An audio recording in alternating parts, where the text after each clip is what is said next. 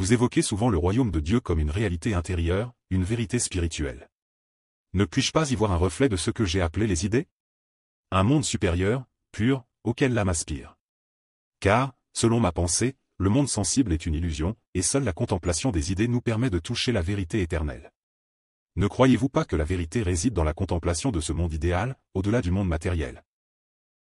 Platon, vos idées, vos formes éternelles, sont une belle quête pour la vérité.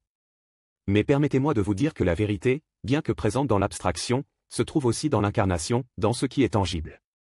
Le royaume de Dieu n'est pas seulement un idéal à atteindre, mais une réalité qui se vit ici et maintenant, dans l'amour, dans la compassion.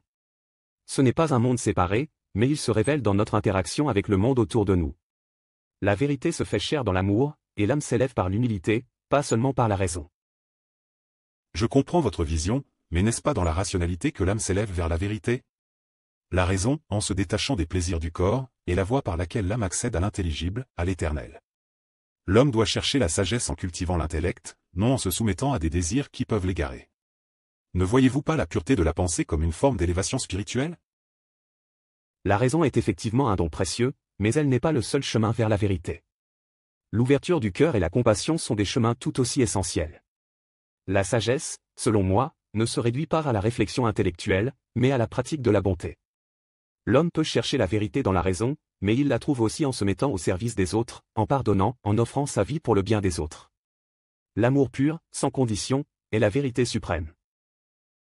Ainsi, vous placez l'amour et l'action au cœur de la vérité. Mais cela semble paradoxal, car l'amour ne relève-t-il pas des passions, et non de la raison?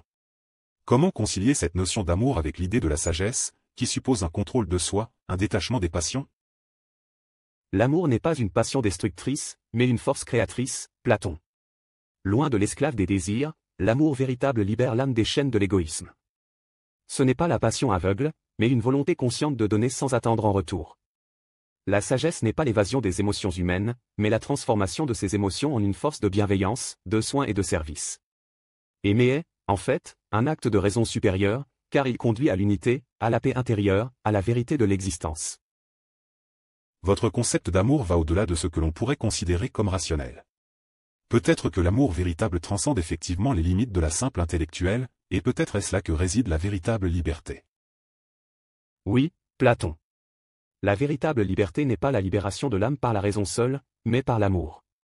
Elle ne nous empêche pas de réfléchir, mais elle nous invite à voir plus grand, au-delà de nous-mêmes, à atteindre une sagesse qui est plus qu'une pensée, c'est une manière d'être, de vivre dans la vérité.